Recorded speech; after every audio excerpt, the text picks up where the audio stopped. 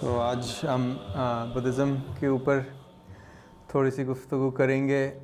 Introduce करूँगा, उसकी सिंबलिज़म को भी देखेंगे और साथ साथ उसकी तारीख़ को भी देखेंगे, बुद्धिस्ट आर्ट, आर्किटेक्चर, और जिस तरह से डिवाइड किया है। आई गेस 4 सेशंस बनते हैं कुल, तो उसी को 4 सेशंस में ही डिवाइड किया। अब टाइमिंग पे है कि जिस तरह से भी चलें, लेकिन सबसे पहले तो बैकग्राउंड हिस्टोरिकल भी, और फिर सोचा था कि पहले 500 साल जो है Buddhist art and architectural history, उसके ऊपर आज कवर कर लेंगे, उनको 2 हिस्सों में तकसीम करके, और फिर अगले हफ्ते जब मिलेंगे तो फिर हम लोग आखिरी जो 2 सेक्शन हैं, कुषाण और गुप्ता, जो हिंदुस्तान में रहे, क्योंकि बुद्धिज़्म की तारीख़ जो है वो हिंदुस्तान में अराउंड पहले मिलेनियम में 11th-12th सेंचुरी तक ख़त्म हो गई थी। उसके बाद तो बुद्धिज़्म जो है वो हिंदुस्तान से ख़त्म होके बाकी एशिया के ख़ित्तों में फैल चुकी थी जब तक।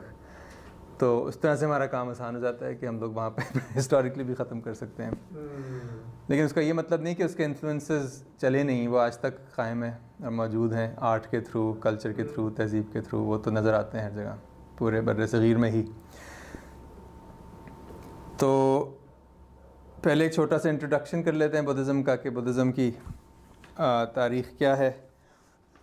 सबसे पहले मेरे ख़्याल से इस टॉक के बारे में आपको बताता हूँ कि आज हम किस चीज़ पे फोकस करेंगे। इंट्रोडक्शन के बाद शुरू करेंगे कहानी, जहाँ से शुरू होती है एक तरह से बर्रे सग़ीर की आर्ट हिस्ट्री की, वो होती ही मोहनजोदाड़ो, हड़प्पा, इंडस वैली के साथ होती है, क्योंकि हमें देखना पड़ेगी कि कंटिन्यूएशंस क्या हैं कल्चरली, फ़िलोसॉफ़िकल भी और आर्टिस्टिक भी, जो कि फिर बुद्धिज़्म में भी नज़र आती हैं, हिंदुज़्म में भी नज़र आती हैं, इस्लाम में भी नज़र आती हैं। जो भी बर्रे सग़ीर के अदियान हैं उनकी एक्सप्रेशन में हर जगह नज़र आती हैं। वो शुरुआत तो शुरू से ही होती हैं। तो वो थोड़ा सा देख के फिर आगे चलेंगे कि अशोका के पीरियड में, यानी कि मौर्यन एम्पायर जो थी, जिसके अंदर पहली बार हिंदुस्तान यूनिफाई हुआ था, तो और सबसे पहले रॉयल सपोर्ट और पॉलिटिकल सपोर्ट भी बुद्धिज़्म को उसी वक्त मिली 3rd सेंचुरी BC में। तो उसके बारे में देखेंगे थोड़ा, क्योंकि वो बहुत ज़रूरी है बुद्धिज़्म को as a world religion establish करने में। अशोका का ही सबसे बड़ा हाथ था। वहाँ से फिर आगे हम आएंगे 2nd सेंचुरी BC में, जो कि एक पीरियड थी डिस्टेबलाइजेशन की, जिसमें सारे जो एक मुत्तहदा रियासत थी वो टूट गई थी मौर्यंस की, उसमें फिर छोटे छोटे रियासतें बन गई थी पूरे हिंदुस्तान में। तो वहाँ पे देखेंगे कि बुद्धिज़्म का उसमें क्या रोल था और किस तरह की आइकनोग्राफी वगैरह बिल्डअप हुई उस ज़माने में। तो आज फिर वही फोकस करेंगे। फिर अगले हफ्ते इंशाल्लाह हम कुषाण पीरियड पे आएंगे, 1st सेंचुरी AD से लेके 3rd सेंचुरी AD। वहाँ पे फिर गंधारा, जो कि हमारे ख़त्ते में, जो कि आज कल पाकिस्तान में पड़ता है, उसके बारे में थोड़ा सी गुफ्तगू करेंगे, देखेंगे। और फिर ख़त्म होएगा सारे बुद्धिस्ट आर्ट का सिलसिला गुप्ता पीरियड से, which was basically is considered like the first great golden age of South Asian culture। और उसमें फिर बुद्धिज़्म को बहुत फ़रोग मिली, और उसी ज़माने में पूरी एशिया में बुद्धिज़्म फैली। तो देखेंगे कि what were the elements of Buddhist iconography that spread all across Asia। चलिए बिस्मिल्लाह करते हैं। तो बुद्धिज़्म की शुरुआत तो लगभग 5th सेंचुरी BC के करीब ही हुई, जब गौतम बुद्ध हयात थे। और मज़े की बात यह है कि जिस ज़माने में बुद्धिज़्म अरूज पे आ रहा था और नमूदार होता, वो अकलौता दीन नहीं था जो कि हिंदुस्तान में आ रहा था। उस ज़माने में और भी बहुत सारे अदियान थे, जो कि उसी वक्त एक तरह से जो हिंदुइज़्म या वैदिक कल्चर या ब्राह्मणों का जो कल्चर था, उसको उसकी एक तरह से क्रिटिक करते हुए सामने आए। जिस तरह से जैन मज़हब है, बुद्धिस्ट मज़हब है, और बहुत सारे दीगर लोकल छोटे छोटे अदियान भी थे जो कि आज कभी बचे भी नहीं। तो उनमें से एक बुद्धिज़्म था। और इन सारों का ख़ास तौर पे जैन और बुद्धिज़्म का में तो काफ़ी सारी कॉमनैलिटीज़ मिलती हैं, इन द सेंस के दोनों योगिक प्रैक्टिसेस पे अपने आप को बेस करते हैं, जिसके अंदर इंसान की जो ट्रांसफॉर्मेशन है वो तन के अंदर होती है। That's the basis of the religion, के जो हमारा घट है, हमारी बॉडी है, शरीर है, वही हमारा मंदिर है, हमारा टेंपल है, हमारा आश्रम है। तो उसकी ट्रांसफॉर्मेशन जिसको golden body of the Buddha भी कहा जाता है, तो वो दैट्स द होल पॉइंट। और बुद्धिज़्म में सबसे ज़रूरी अहम बात यही है कि उसके अंदर जिस तरह हमारी जो सेमिटिक ट्रेडिशन है उसमें गॉड हेड है जिसका ज़िक्र होता है बहुत ज़्यादा, अल्टीमेट एब्सोल्यूट मुतलक खुदा, अल्लाह, गॉड। बुद्धिज़्म में उसको नाम के साथ उसको मेंशन नहीं किया जाता, वो एक तरह से शून्य के मकाम पे आके उसको छोड़ देते हैं, विच is the ultimate aim in all traditions, which is खुदा की ज़ात जिसको हम इस्लाम में कह सकते हैं, एसेंस। वही चीज़ का पैरेलल हमें बुद्धिज़्म में शून्य के तौर पे मिलता है। उसके आगे जो मकामात हैं और जो हक़ाइक़ हैं उसके बारे में बुद्धिज़्म नहीं बात करता। शून्य यानी कि void, void, exactly, which can't be described. लेकिन सारी जो कायनात की का क्रिएशन है और जितनी मखलूक हैं वो सब कुछ उसी शून्य, उसी void से आती हैं। जिस तरह हम भी यही कहते हैं कि खुदा का जो हक़ है वो इज़ बियॉन्ड एनी, वो तो हम मेंशन भी नहीं कर सकते, तसव्वुर भी नहीं कर सकते वही, लेकिन वहीं से सब कायनात और हर चीज़ की क्रिएशन वहीं से आती है। तो उस तरह से there is a lot of parallels. और एक और इंटरेस्टिंग पैरेलल जो कि हमें नज़र आता है मिसाल के तौर पे क्रिश्चियनिटी और बुद्धिज़्म में, इस्लाम में भी कह सकते हैं, इस्लाम में तो ये चलता ही रहता है, क्रिश्चियनिटी और बुद्धिज़्म में पहले 500 साल तक कोई भी उनके जो मेन प्रॉफिट्स हैं उनकी आइकोनोग्राफिक यानी इंसानी शक्ल में इनका कोई तसव्वुर है ही नहीं। और ये मज़े की बात इसलिए क्योंकि आज के दिन बुद्धिज़्म और क्रिश्चियनिटी दोनों की पहचान, जब हम आर्ट कहते हैं तो आइकॉन्स हैं, बुद्धा के स्कल्पचर्स और से हज़रत ईसा अलैहिस्सलाम की आइकॉन्स दिमाग में आते ही वो हैं। लेकिन इंटरेस्टिंग यही बात है कि पहले 400-500 साल उनकी इजाज़त नहीं थी और नज़र ही नहीं आते, ज़रूरत भी नहीं थी। तो वो एक फ़ैसिनेटिंग बात है। तो शुरू में जब हम देखेंगे तो हम उसकी an iconic representation of Buddhism देखेंगे, यानी कि बुद्धा को और किस तरह से फ़र्क यानी नॉन फिगरल तरीक़ों से किस किस तरह से रिप्रेजेंट किया है, उसकी सिम्बलिज़म क्या है। अब बुद्धिज़्म की 3 मेजर इंस्टीट्यूशंस हैं या 3 मेजर पहलू हैं जो कि बहुत ज़रूरी हैं जानने before we start discussion of Buddhism, जिसको त्रिरत्ना भी कहते हैं, द 3 jewels ऑफ बुद्धिज़्म। एक तो बुद्धा हिमसेल्फ, और हर बुद्धिस्ट एटलीस्ट स्पिरिचुअल प्रैक्टिशनर या मंक की जिद्दोजहद यही होती है कि वो अपने आप को छोड़ के बुद्धा की बॉडी इख्तियार कर ले, बुद्धा का एसेंस इख्तियार कर ले, दैट्स द एम। तो उसके आगे जो होता है वो तो जो होना है।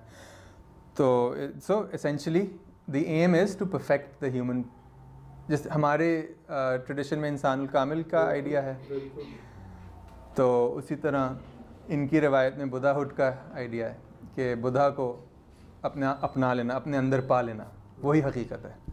सेकंड जूअल जो है वो धर्मा है, धर्म विच इज़ द लॉ,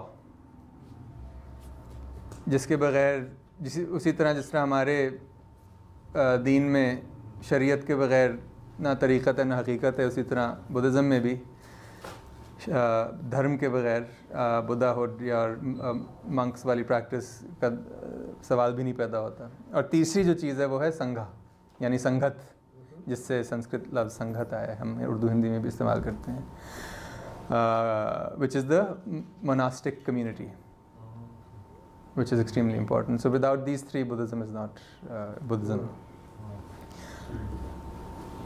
लेकिन सबसे पहले बुद्धिस्ट आइकोनोग्राफी और उसकी सिम्बलिज़म समझने के लिए बहुत ज़रूरी है कि हम शुरू करें पावर पॉइंट, कि हम ये भी समझें कि ये बुद्धिस्ट आइकॉन्स आइकोनोग्राफी कहाँ से आ रही है, उसकी तख्लीक कहाँ से हो रही है, उसकी तारीख़ क्या है। उसके लिए हमें फिर पीछे जाना पड़ता है in the Indus valley Civilization, उसके जो आसार मिलते हैं उससे फिर हम लिंक कर सकते हैं कि वो चीज़ें शायद कंटिन्यू हो रही थी और अभी तक कंटिन्यू हो रही हैं।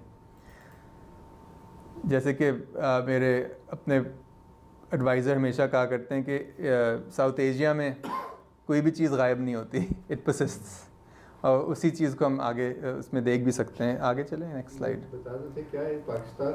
ये बर्र सग़ीर का नॉर्थ वेस्टर्न ख़ित्ता है,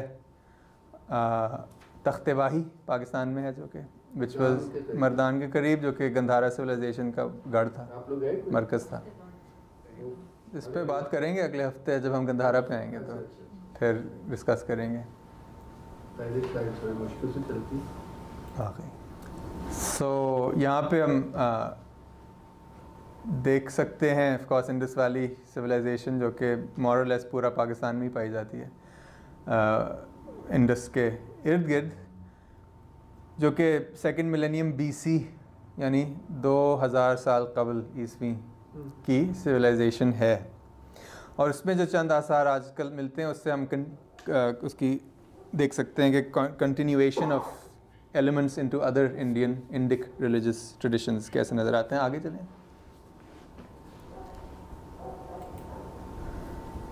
तो ये तो अलमशहूर मोहनजोदाड़ो का जो ग्रेट बाथ है, जो कि उसके समिट पे है, और इसका मोस्ट प्रॉब्ली रिचुअलिस्टिक फंक्शन था कि इसके इर्द गिर्द जो है मोनास्टिक सेल्स हैं और बीच में ग्रेट बाथ है। और यही चीज़ आपको बुद्धिस्ट जिस तरह से तख्तेबाही में नज़र आती है कि सेंटर में या तो स्टूपा होगा या कि रेलिक्वरी होगी, उसके इर्द गिर्द छोटे छोटे प्रीस्टली सेल्स हैं। तो even structurally it's very similar. अगर हम पिछली वाली साइड पे जाएं तख्तेबाही की पिछले, तो उसमें भी हमें यही नज़र आता है कि बीच में तो सेंट्रल स्टूपा या कुछ होगा और उसके इर्द गिर्द बिल्कुल सेल्स जो हैं वो लाइन अप किए हुए हैं। वही चीज़ आपको यहाँ से एंटर करते हैं, बिल्कुल इनक्लोज कोर्टयार्ड। और वही चीज़ हमें 2000 साल पहले नज़र आ रही है मोहनजोदाड़ो में ग्रेट बाथ पे। आगे चलें। और उसका बस इसीलिए दिखाया था कि कंटिन्यूएशन ऑफ ट्रेडिशन किस तरह से नज़र आती है कि हिंदू टेम्पल्स में जो सबसे बहुत अहम चीज़ होती है वो भी इसी तरह एक स्टेप्ड वेल होता है कि सीढ़ियों के साथ नीचे जाते हैं प्योरीफाई करने के लिए। एक हौज़ का होना बहुत लाजमी है हिंदू टेम्पल्स में भी, और ये एक मिडीवल 12वीं-14वीं सदी की का टेम्पल है कर्नाटका में। तो जस्ट टू शो के हाँ सिमिलैरिटीज़ जो हैं हज़ारों सालों की भी गैप में बरकरार हैं, और इसी तरह सेल्स हैं उसके इर्द गिर्द, वही चीज़ हो रही है। आगे चलें। फिर जैसे कि आप जानते होंगे इंडस वैली के जो बहुत ज़्यादा मिलने वाली ऑब्जेक्ट्स हैं वो सील्स हैं, जो कि ट्रांजैक्शंस के लिए शायद इस्तेमाल होती होंगी। उसकी लैंग्वेज नहीं पता था लोगों को, फंक्शन और उसकी ट्रेडिशंस का ख़ास पता नहीं है, लेकिन आइकनोग्राफी से काफ़ी चीज़ें अंदाज़ा लगाई जा सकती हैं। सीधे हाथ पे जो आप देख रहे हैं बहुत ही मशहूर सील है, जिसको कभी कभी प्रोटोशिवा सील भी कहा जाता है, कभी कभी योगी सील भी कहा जाता है। इवन दो कोई पॉजिटिवली आप कुछ कह नहीं सकते कि इंडस वैली वालों का रिलीजन क्या था, लेकिन इन चीज़ों से हम अंदाज़ा लगा सकते हैं कुछ योगिक प्रैक्टिसेस होंगी, क्योंकि on the right side you can C a figure who is sitting cross legged, और उसके सर पे ताज है और ही सराउंडेड बाय एनिमल्स। लेफ्ट पे चीता है, उसके ऊपर हाथी है, राइट पे राइनोसरस है, इस तरह के दीगर।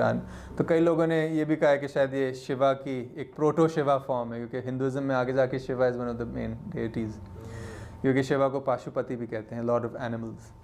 और भी दीगर सिंबल्स हैं जिसकी वजह से कनेक्शन लगाया जा सकता है। लेकिन हमारा मेन एम है अगली स्लाइड कि बुद्धिज़्म में भी ये पॉस्चर और यही योगिक स्टांस उतना ही ज़रूरी है जितना कि हमें 2000 साल कबल इंडस वैली में मिलता है। और on the right you have a Gupta period Buddhist sculpture in the typical pose of the Buddha. इसी तरह हमें बुद्धिज़्म की पहचान जब होती है इसी तरह की इमेजेस से होती है, तो वो भी योगिक पॉस्चर में मिल रहा है। तो once again you have the connection. आगे चलें। ये बहुत ही एक अजीब सील है जिसका किसी को कोई मतलब नहीं पता, लेकिन आइकनोग्राफी हैरान कुन सी है। टॉप लेफ्ट पे आप देख रहे हैं कि पीपल का दरख्त है, क्योंकि उसके बड़े बड़े पत्ते हैं, और उसके बीच में एक देवी है जिसने फिर से वही ताज पहना हुआ है, त्रिशूल नुमा 3 पॉइंटेड ताज पहना हुआ है, जो कि बाद में जाके शिवा का जो त्रिशूल है ट्राइडेंट, उसका भी 3 पॉइंटेड फोर्क्स। और पीपल का दरख्त है और उसकी पूजा की जा रही है, एक रिचुअल हो रहा है उसके इर्द गिर्द। और पीछे एक बहुत ही अजीब सा वो एंड्रोजनस जानवर है जिसका कुछ पता नहीं क्या है। लेकिन ज़रूरी बात इस यहाँ पे करने की ये है कि ये जो देवियाँ होती हैं जो कि दरख्त के अंदर पाई जाती हैं, देवता भी और देवियाँ भी, उनको यक्षी या यक्षा के नाम से जाना जाता है। और ट्रेडिशनली हिंदुज़म में भी और प्री हिंदू इंडिक ट्रेडिशंस में यक्षियाँ और यक्षास जो हैं वो they control the wealth of nature. इसलिए आज तक हमारे बर्रे सग़ीर में दरख्त और दरख्तों का मुक़द्दस होना बहुत ज़रूरी है। इसलिए अगर आप कभी आज भी सूफ़ी श्राइन में जाएं, किसी औलिया कराम के जाएं, बीबी पाक दामन पे जाएं, कहीं भी जाएं, वहाँ दरख्त की का एक मुक़द्दस मकाम बहुत ज़रूरी है। वो connects way back to the first civilization of our people which is the Indus valley Civilization. वालेकुम सलाम। और उसी तरह आगे चलें, हमें राइट पे एक बुद्धिस्ट स्टूपा की दीवार, जो गेटवे की एक फिगर है, एक और देवी का फिगर है विच इज़ एक्चुअली अ यक्षी। तो उसका फंक्शन हम दोनों जगह देख सकते हैं, इवन दो रिप्रेजेंटेशन बहुत मुख्तलिफ है और शायद उन दोनों के दीन भी बहुत मुख्तलिफ हों। बुद्धिज़्म में भी उसी यक्षी का इस्तेमाल हो रहा है। वो उसने दरख्त की जड़ों में से दरख्त को पकड़े हुए निकल रही है बाहर। और उसी तरह लेफ़्ट पे भी पीपल के दरख्त में के अंदर उसकी जो आत्मा है वो समाई हुई है। तो वहाँ पे हमें अंदाज़ा होता है कि जो देवियों और देवताओं का जो फंक्शन था दरख्तों से मुंसलिक, वो कितना ज़रूरी था, रहा और अभी तक है। और इसमें सिंबलिज़म की जल्दी से बात कर लें, क्योंकि दरख्त जो है और पिलर के फॉर्म में बार बार आता रहता है हर दीन में, हिंदुस्तान की सारी ट्रेडिशंस में नज़र आता है आपको। द पिलर, द एक्सिस मुंडी या the cosmic tree, the axis, वो चीज़ जो कि इस दुनिया को उस दुनिया से कनेक्ट करती हो, वही चीज़ जो कि सेंटर को सरकमफ्रेंस से कनेक्ट करती है, जिसको हम रेडियस कहते हैं। उसी तरह अगर उसको वर्टिकलिटी में देखें तो वही चीज़ जो कि हमारी दुनिया को कनेक्ट करती है हेवंस के साथ। आर्टिकल में या बाद में तो हर अगले लेक्चर में एक्सप्लेन करेंगे। इसको आप कह सकते हैं कि द डिवाइन स्पिरिट, ये सब उसके इसलिए सिंबल है, because it's the divine spirit which creates and maintains the cosmos. तो उसके तबक़ात भी हैं बेतहाशा। वैदिक ट्रेडिशन में अग्नि, आग का यही एग्जैक्टली फंक्शन है विच कनेक्ट्स। उससे पहले हम इनको यक्षा और यक्षियों के जो स्पिरिट्स हैं उनका भी यही फंक्शन है। तो लेकिन वो डिवाइड जिस तरह से हमारे यहाँ मलाइक हैं, अस्माउल हुस्ना हैं जिसके थ्रू आप हकीकत तक पहुँच सकते हैं, उसी तरह यहाँ पे यक्षियाँ और यक्षों की जो फ़र्क एट्रीब्यूट्स हैं, सिफ़ात हैं, उनके थ्रू आप हकीकत तक पहुँच सकते हैं, पूजा कर सकते हैं, उनसे आप चीज़ें मांग सकते हैं, इल्तिजा कर सकते हैं। तो यही फंक्शन यक्षियों का और यक्षों का शुरू में नज़र आता है। फिर हम आगे जाके देखेंगे किस तरह से यही गॉड्स एंड गॉडेसेस, जिनका बहुत बड़ा रुतबा था प्री बुद्धिस्ट टाइम में, किस तरह बुद्धिज़्म के अंदर वो सबऑर्डिनेट हो जाते हैं बुद्धा के। तो they become like bodhisattvas, they become lesser gods and goddesses because Buddha is the main deity. ये हम देखेंगे किस तरह इकोनोग्राफिकली भी होता है। आगे चलिए। इन सेमेटिक ट्रेडिशंस में भी ये चीज़ जो है वो प्रॉफिट्स जो है वो रिप्रेजेंट करते हैं। बिल्कुल हो सकता है। कुमार स्वामी तो यही कहते हैं कि जो अग्नि की फिर रिप्रेजेंटेशन इन प्रोफेटिक फिगर्स नज़र आती है। जैसे जो डिवाइन स्पिरिट है उसकी मुख्तलिफ शक्लें हमारे यहाँ, जैसे इज़राइल जिब्रील अलैहिस्सलाम, बिल्कुल बिल्कुल। प्रॉफिट में भी उसी एक हायर दर्जे पे है, फिर सेंट्स में वो और लोअर दर्जे डिवाइड हो जाती है, फिर मलाइका है, फिर निचली मखलूक भी है बहुत। बिल्कुल। तो वही फिर एग्जांपल दे रहा हूँ कि किस तरह से एक इंडिविजुअल देवी, वैसे तो अंग्रेज़ों ने उसका डांसिंग गर्ल नाम रख दिया, लेकिन लोग उसके नाम के बारे में शक करते हैं और ये भी कहते हैं कि most probably she is a यक्षी figure. और हम देखेंगे कंपैरिजन बुद्धिस्ट ज़माने की यक्षियों के साथ कि उनकी जो फॉश ब्लॉसम नेकलेस है, बहुत एलैबोरेट बाल हैं और ब्रॉन्ज़ की बनी हुई हैं। तो ये means it's an important figure, must have been used for some ritual. तो ये हम अपने दिमाग में रखेंगे जब हम बुद्धिस्ट आइकनोग्राफी देखेंगे, तो हम इसके बारे में थोड़ा सा कंपेयर भी करेंगे। आगे चलें। और ये बस दिखाने के लिए कंटिन्यूटी के, जिस तरह से इन्होंने बाजुओं पे कड़े पहने हुए हैं, आज तक हमारी थर की ख़वातीन इसी तरह कड़े भी पहनती हैं और इसी तरह बाल भी बनाती हैं, तो बहुत सिमिलैरिटीज़ हैं। हालांकि अब तो क्या 3000 साल हो चुके हैं इस बात को। आगे चलें। उसी तरह ये बहुत ही एक्चुअली छोटा सा फिगर है, और ये मैं इसलिए सामने लाया है कि हम थोड़ी सी बात स्टाइल की भी कर लें। हमने अभी आइकनोग्राफी देखी है। आइकनोग्राफी वो होती है जो कि आपको बताती है कि ये क्या है। स्टाइल वो चीज़ होती है जो कि आपको बताती है कि ये कैसे है, और फंक्शन वो चीज़ होती है जो आपको बताती है ये क्यों है।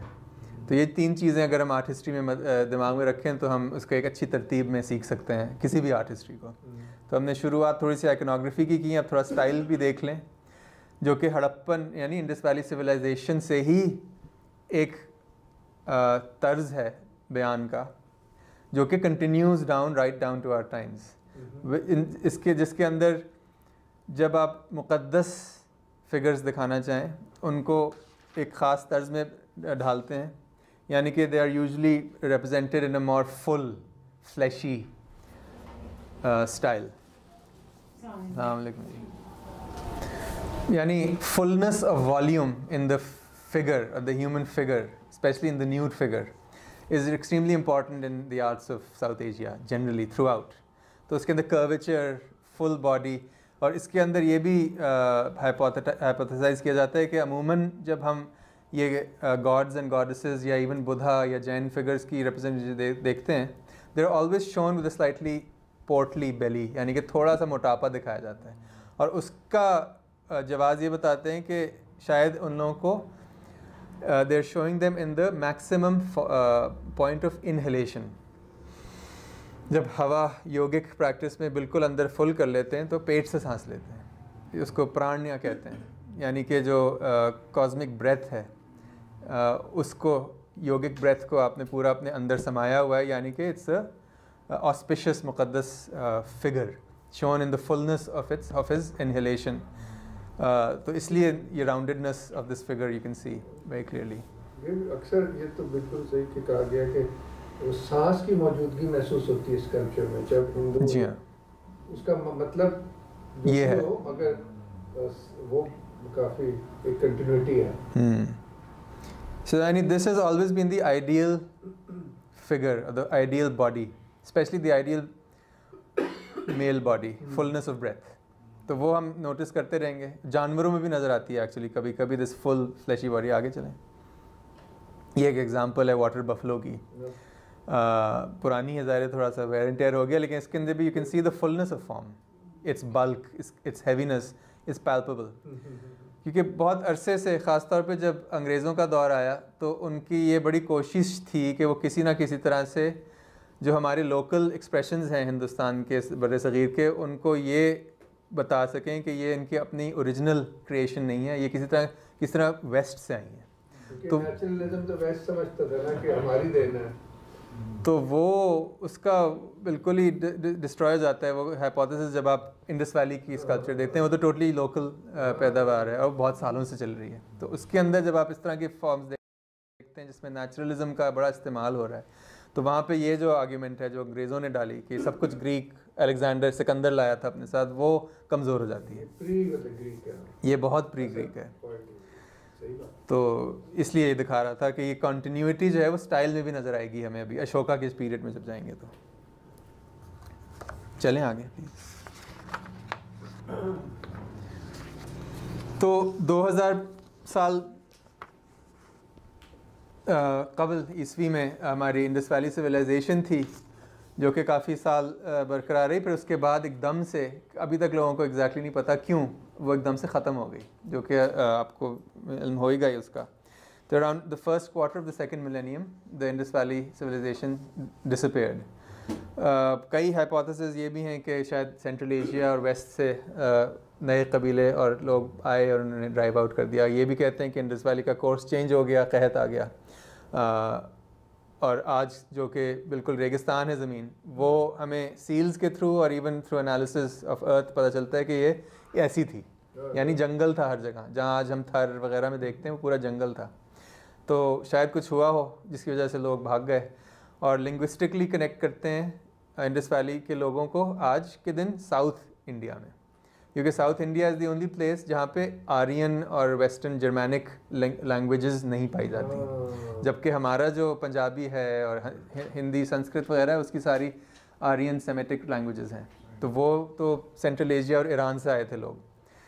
तो बीच में फिर कोई तकरीबन 500 साल या कुछ का वक्फा नज़र आता है, जिसके अंदर आपको आर्ट वर्क्स, आर्किटेक्चर, स्कल्पचर कुछ नज़र नहीं आता, सिविलाइजेशंस कुछ नज़र नहीं आती। लोगों का कहना है कि शायद ये काम पीरियड नोमैडिक पीरियड हो, जहाँ लोग कबीले इधर से उधर फिर रहे हों।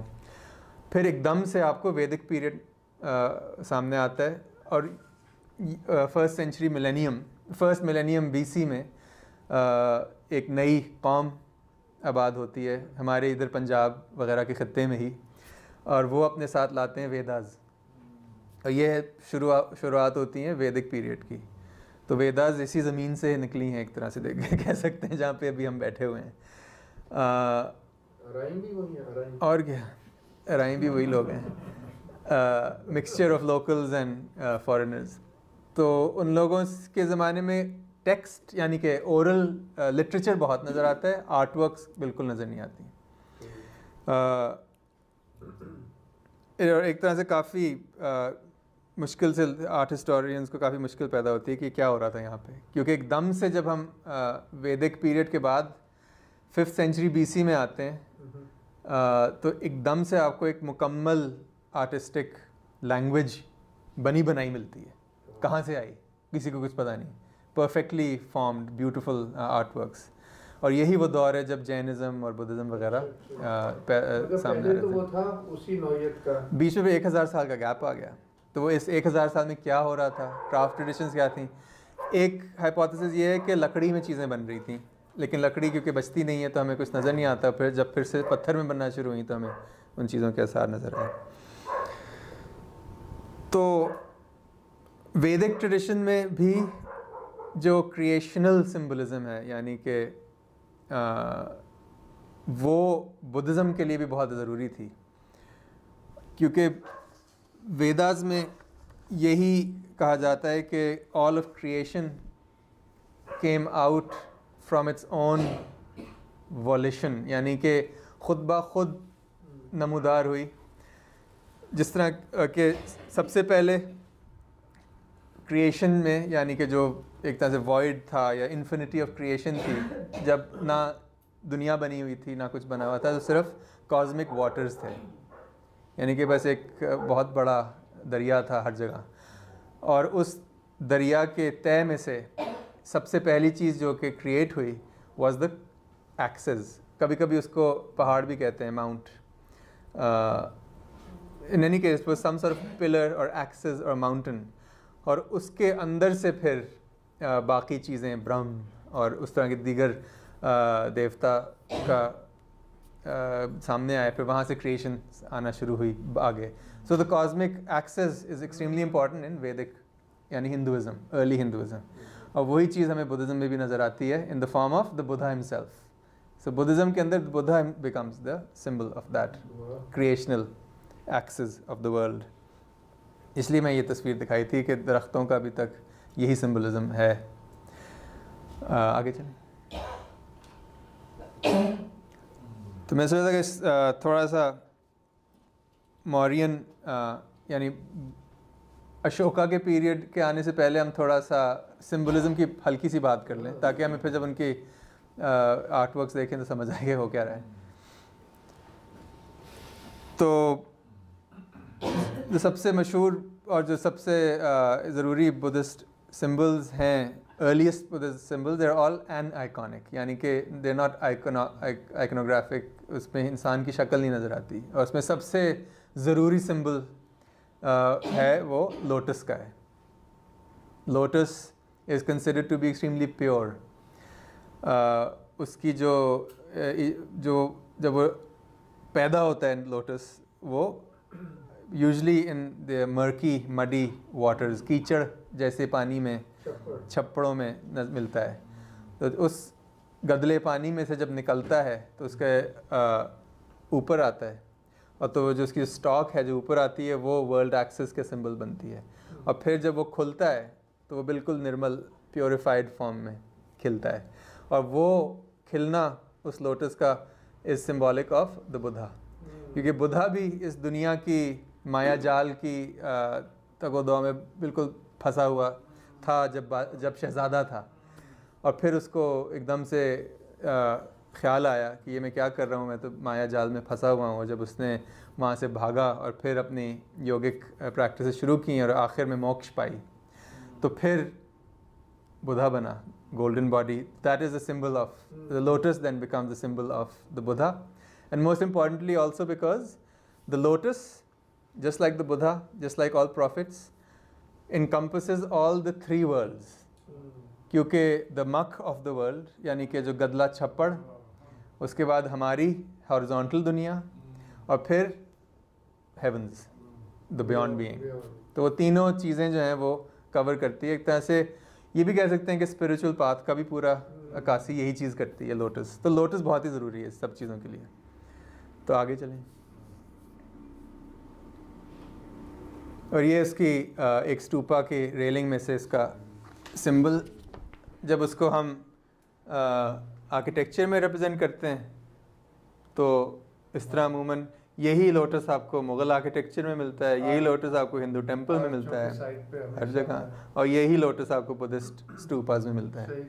तो it's an eternal Indian, truly हमारा अपना जो एक है ना बर्र सगीर का सिंबल है lotus, which encompasses all religious traditions of our people. तो उसके इर्द गिर्द जो मैं दिखाना चाह रहा था वो है Triratna, the three jewels of Buddhism.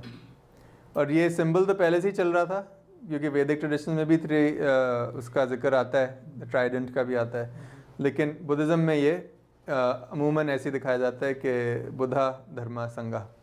तो उसकी एक मतलब ये है, अब ज़रूर और भी मतलब होंगे, मकासद होंगे, उनमें से एक ही है। तो उसको भी किस तरह उन्होंने ज्योमेट्रिक फॉर्म में पेश किया है। फिर यहाँ पे एक और एनाइकॉनिक सिंबल ऑफ द बुद्धा दिखाना चाह रहे हैं। पीपल का दरख्त है, वही पीपल का दरख्त जिसमें हमने यक्षी देखी थी इंडस वैली सिविलाइजेशन में, वही पीपल के दरख्त में के नीचे बैठे हुए बुद्धा ने मोक्ष हासिल किया, यानी कि एनलाइटनमेंट हासिल की। और वही उसी तरह, और जब आप ये देखते हैं पोस्ट एंड लिंटल कंस्ट्रक्शन, ये पिलर्स हैं, और ये इसका मतलब है कि ये रेलिंग है जिसको वेदिका कहते हैं। अगर गलत हो तो तैमूर साहब ठीक कर देंगे मुझे। वेदिका अमूमन जो बाउंड्री वॉल होती है किसी भी मुक़द्दस मुकाम की, उसको वेदिका कहते हैं। तो सबसे पहले जो मुक़द्दस मकामात होते थे वो दरख्त होते थे, और उनके इर्द गिर्द वो दीवार लगाते थे। तो इधर भी उन्होंने, क्योंकि बुद्धा की इजाज़त नहीं थी इस वक्त रिप्रेजेंट करना शक्ली सूरत में, तो उन्होंने एनाइकॉनिक रिप्रेजेंटेशन दी है बुद्धा की कि वो दरख्त के नीचे बैठे हैं। वेदिका है क्योंकि इसका मतलब है कि मुक़द्दस दरख्त है, और ऊपर उनकी छतरी है। तो ये ऑल दीज एलिमेंट्स सजेस्ट कि this is where Buddha is sitting, even though they never showed him in iconic form because it wasn't allowed. वो आगे जाके ज़्यादा उसकी फिर ज़रूरत पड़ी। तो और यहाँ पे हम एंजेलिक बीइंग्स देख सकते हैं जो कि फूल के गुलदस्ते ला के उन पर निछावर कर रहे हैं। आगे चलें, और एक और जो बहुत अहम सिंबल है, शायद लोटस के बाद शायद इसी की अहमियत आती है, वो है chakra, the wheel, which is another most important symbol of the Buddha, because this is also the symbol of dharma, the turning of the wheel of law of Buddhism. तो जब भी आप ये पहिया देखें तो इसका भी मतलब है कि बुद्धा की अक्कासी रिप्रेजेंटेशन हो रही है without iconic representation. Wheel of law यानी धर्म को चलाना, इसको धर्म चक्रा भी कहते हैं। अभी मैं आपको समझाऊंगा। उनके दीन के तीन पहलू है ना, एक दीन धर्म जिसे हम दीन कहते हैं, लार्जेस्ट माने में दीन इसको हम कहते हैं। हर चीज़ का दीन है ना, कायनात का भी दीन है, आपका भी कह सकते हैं। बुद्धिस्ट मानों में बहुत बड़ा मतलब है दीन का, total law and of everything. दूसरा संघ और तीसरा बुद्धा himself, ये तीन उनके हिस्से हैं उनके दीन के। पहिया एक तरह से तीनों को एक साथ ही जमा कर लेता है, क्योंकि बुद्धा की भी इमेज है, संघा की भी इमेज है, स्पोक्स और धर्म की भी है। तो यहाँ पे मेरे ख्याल से it's important to tell the life of the Buddha, क्योंकि फिर इसका भी समझ आ जाएगी। आगे चले, मेरे ख्याल से पूरी उसकी एक स्लाइड है, इससे अभी आती है ये, फिर पीछे चलेंगे। तो बल्कि इससे शुरू करते हैं। ये मैप है, सेक्रेड मैप ऑफ बुद्धिज़्म। तो बुद्धा की जो बर्थ हुई थी वो नेपाल में हुई थी, जो आज नेपाल में है, लुम्बिनी गार्डन्स में। उसके बाद फिर वो आगे जब चले तो वो गए पाटलिपुत्र, जो कि आज पटना है, और बोध गाया का मकाम है बहुत मशहूर, जहाँ पे उनको इनलाइटनमेंट पाई। उसके बाद फिर वो चलते चलते सारनाथ के मकाम पे पहुँचे, जहाँ पे उन्होंने धर्म की का दर्श दिया। पहली जगह का बहुत ही ज़रूरी मकाम है, वहीं पे अशोका ने ये व्हील ऑफ लॉ भी लगाया। बनारस के करीब है, सब कुछ बनारस के करीब है। Spiritual centre of India. जी हाँ, ये सारा कुछ उसके करीब ही है। ये काशी कहते हैं ना उसको, बनारस। जी हाँ। यहाँ पे उनका ट्री, जो ट्री है अभी तक कहते हैं कि वो बोधि ट्री जो है, अभी तक है वो, कहते हैं कि उसकी एक सैपलिंग अभी तक है। अभी दिखाएंगे। जी हाँ, दिखाएंगे। तो ये एक ही रिलीफ है, एक साउथ इंडियन स्टूपा जो कि अमरावती है, उसके बारे में बात करेंगे। उसकी रिलीफ में 4 कोनों सेक्शंस में उन्हें पूरी life birth of the Buddha बता दी है, दिखाई है। यहाँ बुद्धा की माँ माया को ख्वाब आता है, और ये बिल्कुल यक्षी के ही फॉर्म में माया को भी दिखाया है, जैसे कि यक्षी लेट गई हो तो वो फॉर्म वही है, क्योंकि उनको आदत थी इसी तरह बताने की। तो she is almost like a goddess. ख्वाब आता है, ख्वाब जो है वो दोनों को फिर ये आते हैं सियाने ज्योतिषी वगैरह, और बताते हैं कि आपके घर बहुत ही ख़ास बेटा पैदा होगा, या वो बादशाह बनेगा, या वो फ़कीर बनेगा, या वो दरवेश बनेगा। वहाँ से फिर उनकी बर्थ होती है, साइड से निकलते हैं बुद्धा, और यहाँ पे माया को बिल्कुल यक्षी ही की तरह दिखाया गया है, दरख्त पकड़ते हुए। तो इधर once again you have this whole ancient idea of what the cosmic, what the mother goddess is. Basically, Maya is the here as a mother goddess, जिसके through the logos or the word of God is born. छोटा कि वो जो ख्वाब होता है उसमें वो white elephant देखती है, क्योंकि आगे elephant symbolism आएगा, इसलिए क्या तो वो सिंबल है किंगहुड का या सेंटहुड का। यहाँ पे ये आइकनोग्राफी बहुत ज़रूरी है। इसमें असाइड पैरेलल हज़रत मरियम का फौरन याद आता है, उन्होंने भी दरख्त पकड़ा था। दरख्त था, कुरान कहता है अल्लाह ताला ने कहा उसको हिलाओ तो खजूरें गिरी, तो वहीं वो पैदाइश होती बच्चे की, मिरेकुलस। ये भी ऐसे ही पैदा हुआ अननेचुरल तरीके से। वो भी सियाने वहाँ पे भी आते हैं, तीन सियाने और 3 वाइस। हाँ, तो यहाँ पे दिखाया हुआ है कि एंजेलिक बीइंग्स जो है उन्होंने चादर खोली है, और अगर गौर से पिक्चर अच्छी नहीं गौर से देखें तो यहाँ उनके कदम भी नज़र आते हैं बुद्धा के। तो ही takes steps, 7 steps। When he's born, he's supposed to have taken 7 steps. So बड़ा सिंबलिज्म है बुद्धिज्म। लेकिन वंस अगेन क्योंकि उनकी रिप्रेजेंटेशन नहीं हो सकती बुद्धा की, क्योंकि अभी तक ये अर्ली बुद्धिज्म है, बुद्धा की रिप्रेजेंटेशन काफ़ी लेट हुई थी, तो उनको दिखाया नहीं हुआ यहाँ। उसके बाद जब वो पैदा हुए तो फिर उनकी माँ जो है सबसे पहला काम क्या करती हैं, उनको एक ट्री श्राइन के पास लेके ब्लेस करने के लिए ले जाती हैं। यहाँ पे आपको एक यक्षा नज़र आ रहा है, यानी एक दरख्त की जो एक जो देवता है उसके पास लेके जाती हैं। Once again it connects it with way back the truly local Indic बड़े सगीर के जो रिलीजियस एक्सप्रेशन हैं। इट्स नॉट दैट इम्पोर्टेंट, वो बच्चा जो है उनकी साइड से निकलता है। लोग आजकल कहते हैं वो सी सेक्शन, पहला सी सेक्शन यही था, अब अल्लाह जाने क्योंकि 7 दिन बाद उनका इंतकाल भी हो जाता है। महामाया जो हैं वो 7 दिन बाद उनका विसाल हो जाता है, तो वो बचती नहीं है ब्लीडिंग वगैरह से। ये तो हम कह रहे हैं, बस जिस वजह से भी जो भी।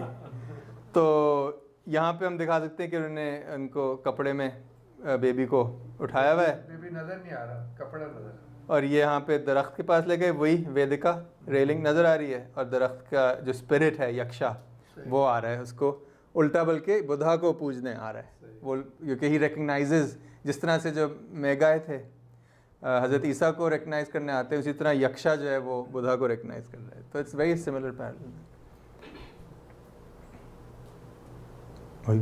चलो अच्छा, very nice, thank you. Oh that was a dream. अच्छा, सही सही सही, थैंक यू। ग्रेट। आगे पीछे चलें, आगे चलें। एक इससे पहले एक पीछे हाँ, और एक और बहुत ज़रूरी हिस्सा जो कि बुद्धिज़्म का for teaching the morality of Buddhism, teaching the virtues of Buddhism, one of the most important elements through which that is taught is Jataka tales, stories of the previous lives of the Buddha. क्योंकि यहाँ पे वो incarnation वाला system तो है ही है, री-इनकारनेशन, तो इसमें ये माना जाता है कि ये जो हिस्टोरिकल गौतम बुद्ध हैं वो सिर्फ एक हैं करोड़ों लाखों बुद्धाओं के एक मैनिफेस्टेशन है। जिस तरह हम भी कहते हैं कितने उनका निचोड़ है। नहीं, निचोड़ नहीं है, आगे भी आना है, मैत्रेय भी आना है आगे। अच्छा। भाई एक तो कॉस्मिक बुद्धा है वैरोचन, तो उसके उस कॉस्मिक बुद्धा के through out history and through out time emanations होते रहते हैं। तो उसमें से एक हिस्ट्री जो है वो इन बुद्धा की है, जिनकी प्रीवियस लाइव्स थी, जिसके थ्रू उन्होंने इतने अच्छे काम किए कि ही finally deserved to be born as a Buddha और as the potential for the Buddhahood. तो उसमें से बहुत सारी कहानियाँ जो कि वैसे तो पंचतंत्र वगैरह कहानियाँ जो लोकल स्टोरीज हैं उन्हीं का। सिद्धार्था है ये वो फर्स्ट बुद्धा है या ये वन ऑफ द? ये हिस्टोरिकल बुद्धा है ना, गौतम। जिनको हम as a Buddha are recognize करते हैं हिस्ट्री में। जी हाँ, दुनिया में इस दुनिया कॉस्मिक बुद्धा से क्या मतलब है? या आपने इंटरव्यू की तो उनकी वो नूर मोहम्मदी जो हम कहते हैं ना, टाइम से बियॉन्ड वो हकीकत जिसका का मजहर तारे अंबिया, हम भी यही कहते हैं। हुजूर ने कहा ना, मैं हाँ ये कहा उन्होंने, वो नूर एक ही है। और कॉस्मिक बुद्धा से मतलब क्रिएटर होगा? हो सकता है, अल्लाह जाने, लेकिन आप गूगल कीजिए। उस पर हम आएंगे, रिप्रेजेंटेशन शायद आगे जाके देखेंगे उनकी भी। ये पूरी जो कॉस्मोलॉजी थी वो बहुत आगे जाके डेवलप होती है महायाना बुद्धिज़्म में, जिसके अंदर सिर्फ एक लेवल ऑफ एग्जिस्टेंस का जिक्र नहीं होता, बहुत सारे तबक़ात का जिक्र होता है। पूरी ऑन्टोलॉजी है, क्रिएशन, दुनियाएं हैं, हज़ारों दुनियाएं, उन हर दुनिया का एक बुद्धा है जो कि उनको कंट्रोल कर रहा है। तो एक तरह से एंजेलिक बीइंग्स को के नामों को भी हम बुद्धाज कह सकते हैं। तो उसके बहुत कॉम्प्लिकेटेड स्ट्रक्चर नमूदार होता है। उनमें से एक जो है वो आज हमारे हिस्टोरिकल बुद्धा हैं। तो उनकी जो प्रीवियस लाइफ थी उनमें उन्होंने इतने अच्छे अच्छे काम किए और अपने आप को हमेशा सैक्रिफाइस किया। ये जो लामाज हैं ये भी इसको भी इनको भी कोई सम बुद्धास का बुद्धिज्म की एक शाख है तिब्बतन। ये भी इनकार्नेशन को कहते माना जाता है कि some aspect of the Buddha वो उनके थ्रू चलता रहता है। तो ये दो एग्जांपल्स हैं। एक जिस स्टूपा की रेलिंग जो कि अभी तक बची हुई, उसमें से बहुत सारे रिलीफ्स मिलते हैं छोटे छोटे पिलर्स पे। तो उनमें से जिस तरह राइट साइड पे आपको डेर जाटका, रूरू जाटका जिसको कहते हैं, जिसके अंदर हमेशा हर कहानी के आखिर में जो बुद्धा होता है, इसके अंदर बुद्धा जो है वो एक गोल्डन हॉर्न्ड डेयर के शक्ल में आता है और हमेशा कोई ना कोई ज़ाती होती है उनके साथ, वो शहीद हो जाते हैं। लेकिन शहीद होने से पहले हमेशा वो धर्म सिखा के जाते हैं। जो भी उस ज़माने का बादशाह होता है या जिसको भी उसको धर्म सिखाते हैं, फिर देन ही डाइज। वही यहाँ पे हो रहा है। ही इज़ मंकी, ये भी फेमस है, बहुत मशहूर है, एप जाटका। वक्त नहीं है ना कहानी बताने का, खुद ही ठीक है। बड़ी मज़े की कहानी है। बहरहाल तैमूर साहब कह रहे हैं कि आगे चला जाए। बहुत टेंस आपका हो रहा है ये। वो भाई आप देख लें, जरूर बता दें। सुना दें। बहुत शुक्रिया। बहुत ही कंडेंस लेक्चर आपका। बहुत ज़्यादा क्या करें, so much information। हाँ, अच्छा है। नोट तो वो स्लाइड्स तो हैं ना, याद रहेगा इंशाल्लाह, आपके पास आ जाएंगी स्लाइड्स। इट्स वेरी वो Evocative towards imagination. Oh yes. बहुत बड़ा ज़रूरी है, हमें बताते नहीं हैं। इंडस वैली सिविलाइजेशन लगता था कि हिंदुइज्म ही है सारा, बट तो इतना ज़्यादा बुद्धिस्ट बहुत ज़्यादा उसमें नज़र आती है, दोनों में नज़र आती ये टेक्स्ट में ये कह रहे हैं जो बुद्धिज्म में जो सिंबल्स यूज हुए हैं वो हिंदुइज्म में से हैं। पहले से एग्जिस्ट करते Exactly. हैं। यही तो है बात। पहले किसी ने टेक्स्ट पढ़ा, अभी बड़ी खुशी हुई सुन। थोड़ा शकील सा टेक्स्ट है, वैसे इतना आसान नहीं है कि वो काफ़ी बड़ी बात है कि आपने। अच्छा, तो जैसे यहाँ पे एक ज़माने का था, एक बहुत पुराने ज़माने में एक दफ़ा का जिक्र है कि एक जंगल था जिसमें हज़ारों बंदर रहते थे। उन बंदरों का बादशाह था जो कि बुद्धा थे, लेकिन उस ज़माने में उनकी जो इनकारनेशन थी अब वो बंदर के बादशाह की थी। तो उस जगह का बादशाह जो इंसानी बादशाह था वो शिकार को वो फलों के तलाश में निकला। सुना था कि एक बहुत बड़ा दरख्त है जहाँ पे आम के दरख्त उगते हैं। तो जब वो नहीं मिल रहा था उसको, यहाँ दरिया नज़र आ रहा है, तो दरिया के साथ साथ एक आम का फल आम गिरा और उस तक पहुँचा। उसने चखा, उसको इतना मज़े का लगा, उसने कहा शिकार छोड़ो, मुझे ये दरख्त तक पहुँचते हैं जहाँ पे ये आम उगते हैं, क्योंकि आम इतने मज़ेदार आम उसने कभी चखे ही नहीं थे। तो ये बादशाह है। तो वो अपने फ़ौज के साथ वहाँ तक निकला। फाइनली करते कराते उन्हें वो दरख्त मिल गया जिसकी शाखें हमें यहाँ नज़र आ रही हैं। और जब दरख्त में देखा तो वहाँ हज़ारों सैकड़ों बंदर थे, बहुत बड़ा दरख्त था। और जब बंदर मिले वो फल खा रहे थे, ये वो तो बादशाह ने कहा कि अब हमें इनका शिकार करना पड़ेगा। और उन्होंने बंदरों का शिकार करना शुरू कर ही रहे थे तो बुद्धा को बहुत अच्छा ये आइडिया आया कि मैं जल्दी से अपने जो कबीला है उसको फ़रार करा दूं ताकि वो मारे ना जाएं। तो उसने एक हाथ से टहनी पकड़ी और दूसरे हाथ से अपने दुम के साथ उसने दरिया के पार एक और दरख्त था उसके साथ लटक के एक ब्रिज बना दिया अपने कमर का। और ये देखें ब्रिज है। तो वहाँ से फिर अपने जितने भी इसके भाई बहन बच्चे कच्चे थे उन सब से कहा भागो, जल्दी भागो, इससे पहले कि बादशाह तुम्हें हलाक कर दे। तो भागना शुरू हुए, लेकिन आखिर में हमेशा इन सारी कहानियों में एक ईवल हमेशा होता है बुद्धा के साथ। तो वो एक ईवल जेलस बंदर था जो कि आखिरी बंदर तकरीबन था। वो जाते जाते उसने इतनी ज़ोर से उसकी कमर पे टांग मारी कि उसने उसकी कमर तोड़ दी। तो बुद्धा खुद कहीं नहीं जा सकता था। तो फिर बादशाह ने उसका शिकार किया क्योंकि वो अकेला बच गया था। और फिर जब वो शिकार करके नीचे लाए तो मरते मरते बुद्धा ने धर्म की तरबियत दी उन्हें। और जब धर्म की तरबियत दी तो बादशाह की तबीयत साफ़ हो गई कि मैंने ये क्या किया। उसने तौबा की और वो धर्म की तरफ चलना शुरू हो गया। तो ये इस तरह की कहानी है एक के बाद एक, लेकिन हमेशा एक ईवल उसके साथ हमेशा होता है। इधर भी यही कहानी चल रही है कि खैर एक लंबी कहानी है। हाँ, कैटलिस्ट ही होता है, मतलब लताफत बेकसाफत, जलवा पैदा कर नहीं सकती कि समझदार है आईना बादे बहारी का। इन्होंने मुझे सिखाया था, ये गालिब का शेर। गालिब है बिल्कुल। तो अब जो सबसे ज़रूरी स्ट्रक्चर है बुद्धिज़्म का वो तो स्टूपा है, जो कि हमें यहाँ भी मिलते हैं, टैक्सला में मिलते हैं, मर्दान में मिलते हैं, स्वात में मिलते हैं। आप शायद देखने भी कुछ गए थे कहीं? नहीं, 2 साल पहले काफ़ी टैक्सला में बहुत खूबसूरत है, तख्तबाही में बड़े हैं। श्रीलंका में भी इस तरह का है। हाँ, श्रीलंका में तो बहुत, अनुराधापुरा में बहुत मशहूर स्टूपा है।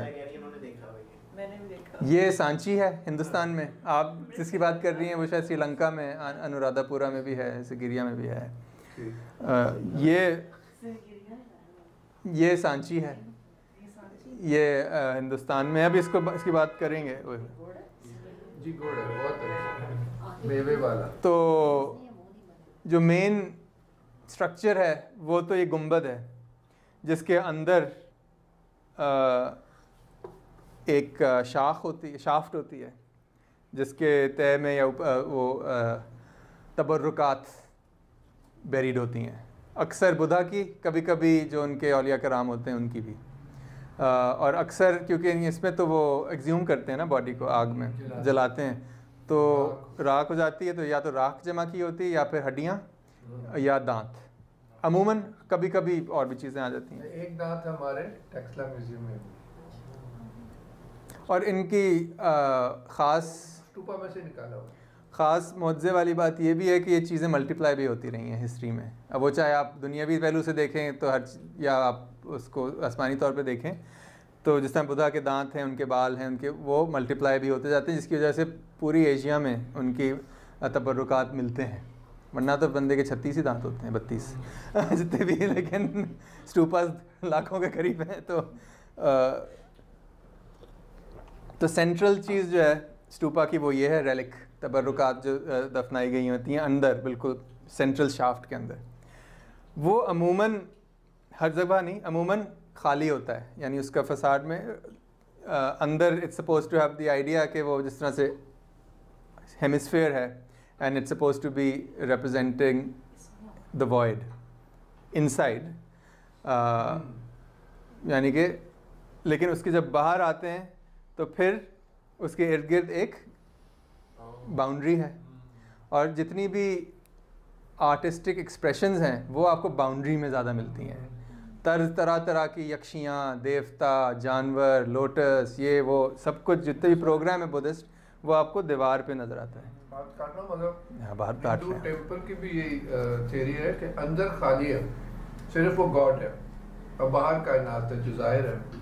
वो अगले साल यानी वो केव है, वो आप अगले टर्म में कॉन्सेप्ट तो वही है। कॉन्सेप्ट वही गर्भगृह का, वूम चेम्बर, लेकिन तो वही आइडिया इधर ही है।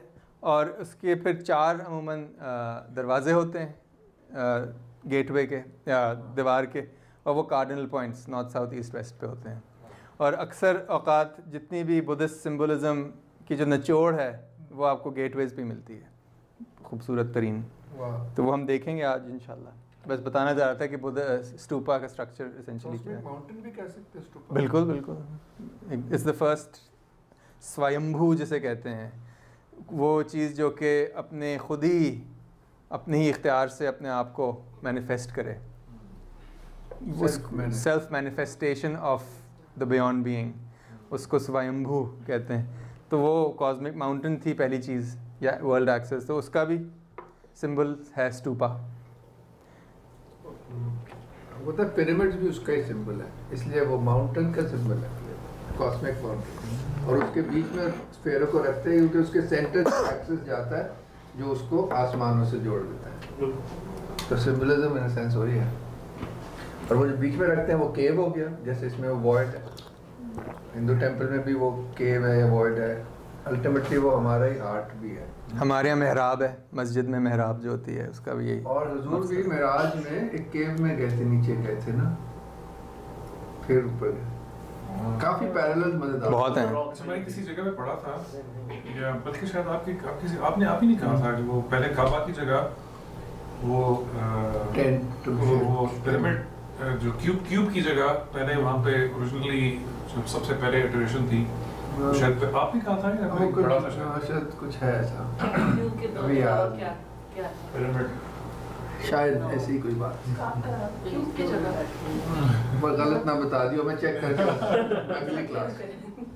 आप ही कहा था? मैंने ही कुछ कहा था। शाह वलीउल्लाह वाली क्लास। तो बुद्धिज़्म में भी जो सबसे पहली पॉलिटिकल अथॉरिटी या जो रूल था जिसने बुद्धिज़्म को अपनाया, वो मौर्यन डायनेस्टी थी, चंद्रगुप्ता मौर्य की जो डायनेस्टी थी अलमशहूर। और उसके सबसे बड़े बादशाह तो अशोका थे, और वो थे पहले रूलर इंडिया के जिन्होंने जो कि बुद्धिस्ट हो गए। और जब वो बुद्धिस्ट हुए, और वो उस ज़माने में this was the first empire to unite the subcontinent under one rule. तो यहाँ से देख सकते हैं तकरीबन अफ़गानिस्तान से लेकर बांग्लादेश तक इनकी हुकूमत रही, और जहाँ जहाँ उनकी हुकूमत रही वहाँ वहाँ उन्होंने बुद्धिज़्म को फैलाया। और इसी ज़माने में कहते हैं कि बुद्धिज़्म हिंदुस्तान से बाहर भी पहली बार गई, श्रीलंका। और वहाँ पे आज तक लोग यही कहते हैं कि वहाँ पे बोधिसी का जो दरख्त है उसका सैपलिंग वो लेके अशोका के कोई बेटा या कोई लेके आया था, वो अभी तक ज़िंदा है। तो बहुत ही ज़रूरी अहम वक्त था इस तारीख़ का, हमारी अशोका का दौर, विच is middle of the 3rd century BC. So around 200 साल 150 साल बुद्धा के बाद बुद्धिज़्म जो था हिंदुस्तान के कोनों कोनों में फैल गया। इसको यानी 100 साल 150 साल लगे इस चीज़ में होने में।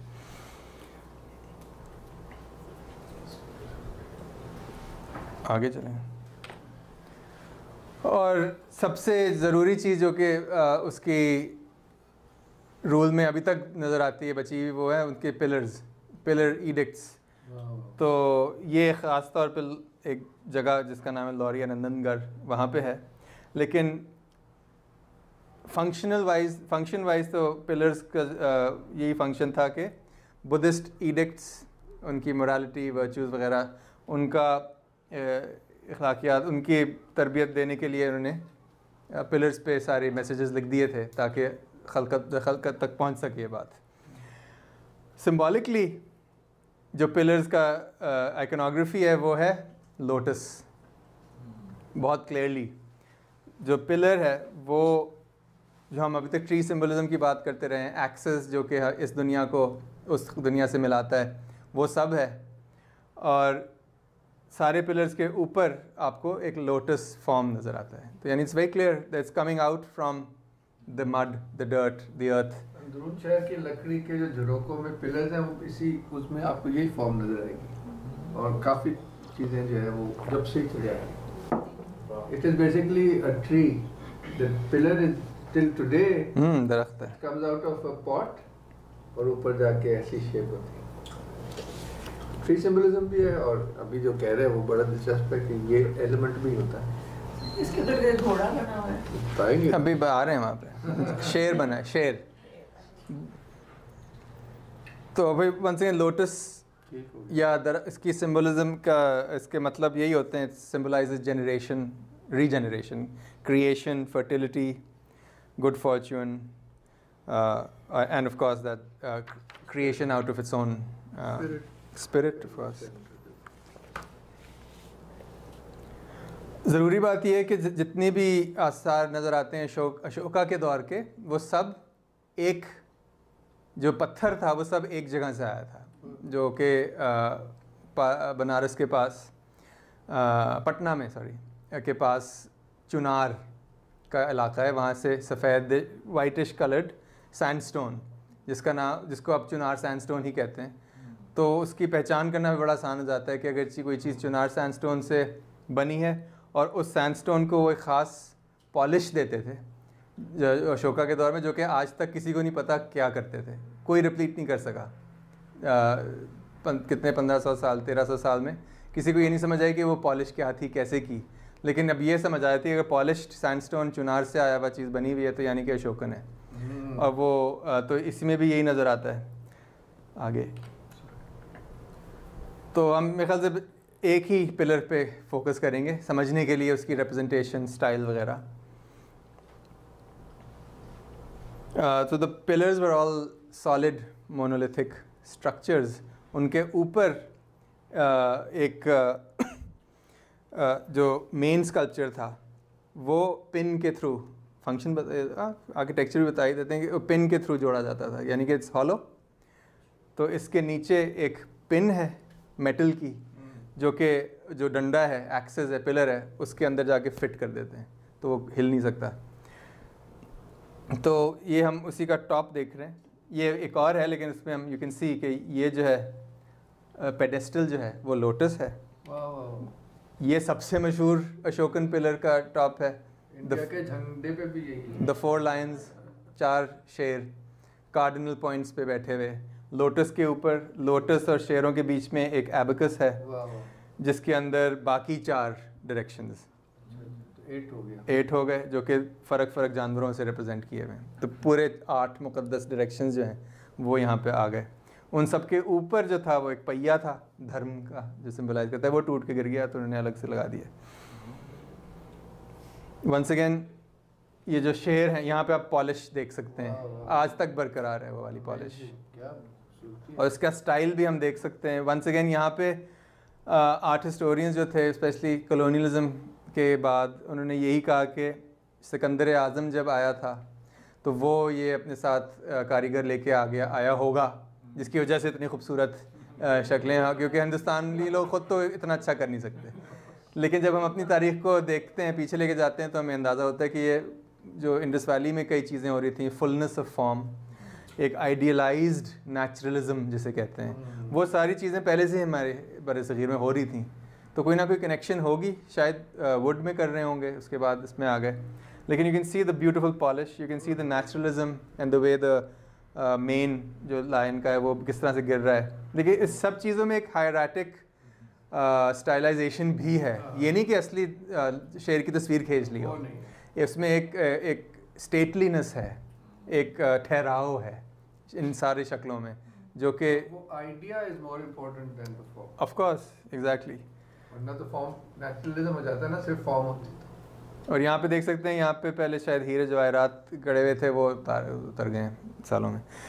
और इसकी सिंबलिज्म ये है कि शेर जो है वो दोनों, बहुत अशोका का भी सिंबल है क्योंकि शेर रॉयल्टी का भी सिंबल है, लेकिन यही शेर बुद्धा का भी सिंबल है क्योंकि बुद्धा को lion of the Shakya clan भी कहा जाता है। उसका जो अपनी जो ज़ात थी वो शाकिया या शाका थी, तो उसको अक्सर कहते हैं कि शेर शाकिया। तो दोनों चीज़ें एक साथ हो रही हैं, प्लस तीसरी सिंबलिज्म है direction, north south east west पे बैठे हुए हैं, तो बहुत सारे सिंबल्स एक साथ जमा होके आ रहे हैं सामने। फिर नीचे जब हम एबेकस पे देखते हैं, उसमें भी 4 स्पेशल सेक्रेड एनिमल्स हैं जो कि सब किसी ना किसी तरह से बुद्धा को भी रिप्रेजेंट करते हैं और रॉयल्टी को भी रिप्रेजेंट करते हैं। हाथी और बुल दोनों का पानी से भी ताल्लुक़ है, वंस अगेन क्रिएशनल सिंबलिज्म भी आ जाती है। हाथी वही बुद्धा की अम्मा को जो ख्वाब में आया था उससे भी लिंक होता है। बुल बुद्धा को अक्सर ओरिजिनल अर्ली टेक्स्ट्स में कहा जाता है he was a bull of a man, तो वो भी नज़र आता है। और ये वंस अगेन जब हमने बफलो देखा था इंडस वैली वाला और ये देखते हैं तो हमें अंदाज़ा होता है कि स्टाइलिस्टिकली बहुत करीब है, फुलनेस ऑफ फॉर्म है, भरे हुए एक भारीपन समझ आ रही है जानवर की, तो कंटिन्यूएशंस नज़र आती हैं। फिर शेर आ गया वंस अगेन, और फिर घोड़ा जो था वो एक रॉयल सिंबल था जो कि आरियंस जो थे आरियंस सॉरी वो अपने साथ लेके आए थे सेंट्रल एशिया ईरान से। पहले घोड़े इतना ज़्यादा यहाँ पे चलते नहीं थे, तो फिर वो भी फिर पार्ट ऑफ द, और जब बुद्धा भी जब अपने किंगडम से भागे थे, पनाले जंगल में गए थे, तो वो अपने घोड़े के ऊपर गए थे। तो घोड़ा बड़ा ज़रूरी है उस कहानी में। तो बड़ा परेशान और अफसुसदा हो गया था घोड़ा जब घोड़े को उसने अलविदा कहा था, तो रिलीज में भी नज़र आता है परेशान घोड़ा। और फिर ऑफ कोर्स चक्कर जिसकी हम बात पहले ही कर चुके हैं। फिर हम आते हैं, दौड़ते हैं आगे बोध गया की तरफ। बोध गया वो जगह है जहाँ पे बुद्धा ने इनलाइटनमेंट, मोक्ष हासिल की, निर्वाण हासिल किया एग्जैक्टली। और कहते हैं कि पीपल का दरख्त था, कोई कहता है दरख्त था, वो दरख्त था, बहरहाल एक मुक़द्दस दरख्त के नीचे एक पेडेस्टल पे यानी थ्रोन पे या तख्त पे बैठ के उन्होंने ज़िक्र किया, मेडिटेट किया, और फिर फाइनली उनको निर्वाण हासिल हुआ। तो वो पॉइंट जो है वो मुक़द्दस इलाका, वो अभी तक यहाँ पे जाना जाता है। और वैसे लेजेंड में तो कहते हैं कि ये वही थ्रोन है, ये वही तख्ती है, तख्त है जिस पे वो बैठ के उन्होंने किया। लेकिन हमें पता है क्योंकि चुनार सैंडस्टोन पे बना हुआ है और उसकी वही पॉलिश है, तो हमें पता है कि ये असल में बुद्धा के ज़माने का नहीं है, ये अशोका के ज़माने का है। तो इस तरह से आर्ट का भी फ़ायदा होता है, आप पहचान सकते हैं चीज़ कब बनी होगी। ये दरख्त कहते हैं वही वाला है या? उसका बच्चे का बच्चा टाइप ओरिजिनल शायद ना हो कहते तो वही है, वही पीपल का इस दरख्त है। तो ये जो ऊपर तख्त है वो सिंबलाइज करता है जहाँ पे बुद्धा ने निर्वाण हासिल किया, और उसकी सिंबलिज्म हर जगह नज़र आती है। ये लोटस सिज हैं, हनी सकल उसको उर्दू में नहीं पता क्या कहते हैं, उसका भी यही सिंबलिज्म है कि वो वंस अगेन मार्शेस वगैरह में उगती है और ऊपर जाती। और उसकी तीसरी सिंबल जो है बुद्धा का वो है हंस। हंस को उर्दू में क्या कहेंगे? हंसी कहते हैं ना, हाँ हिंदी का लफ्ज़ स्वान अंग्रेज़ी में, हाँ। तो हंस जो है वो बहुत ज़रूरी सिंबल है सारी इंडियन रिलीजन्स में। तो इधर वो बुद्धा की अक्कासी करता है कि बुद्धा वंस अगेन हंस जो है वो फिर से मार्श लैंड्स में और तालाब और छप्पड़ में रहता है, और फिर चल भी सकता है ज़मीन पे और फिर उड़ भी सकता है। तो once again it covers all those 3 ideas, पानी, ज़मीन और आसमान। और वैसे ही हमारी रिवायत में हंस को बहुत शातिर और अक्लमंद समझा जाता है, तो वो भी। और जो इंडिया में हिंदुइज्म में जो कई औलिया अल्लाह को परमहंस कहते हैं, जी हाँ। डिवाइन हंस, परमहंस। परा यानी ऊपर, हंस उच्चा हंस, परमहंस ऐसे ही है ना। हाँ, हजारे हंसा भाई, खैर उसके टाइम नहीं है, आगे जाएंगे। तो थोड़ा सा स्कल्पचर देख लिया हमने अशोक का, मौर्यन पीरियड का। अब हम आर्किटेक्चर के भी एक नज़र दौड़ा लें। ब्रेक लेनी है इधर? हो गया। हो गया ना, बड़े अच्छे टाइम पे जा रहे हैं हम लोग, तेज़ गाम पे बैठ के। अब क्या करें, 2 ही लेक्चर, 2 ही दिन मिले हमें।